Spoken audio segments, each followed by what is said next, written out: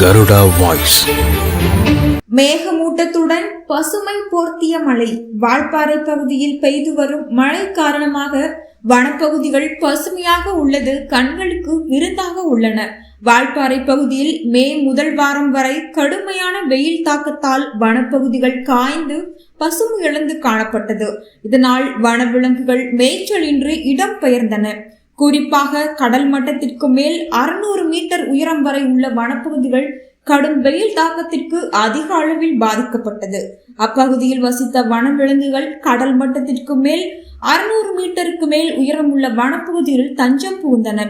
இந்நிலையில் வால்பாறை சுற்றுவட்டார பகுதிகளில் ஜூன் மாதம் முதல் பெய்து வரும் சாரல் மழையால் ஆழியார் முதல் அட்டகட்டி வரையிலான வனப்பகுதிகள் பசுமையாக இருக்கிறது. புதிய புல்கள் மற்றும் மரங்களில் புதிய துளிர்கள் விழுவதால் குரைக்கும் மான், மிளா, வரையாடு உள்ளிட்ட விலங்குகள் மீண்டும் அப்பகுதிக்கு திரும்புகிறது. வால்பாறை பகுதியில் வனப்பகுதிகள் மழையால் செழிப்படைந்து உள்ளதால் பச்சை பசேல் என காணப்படுகிறது.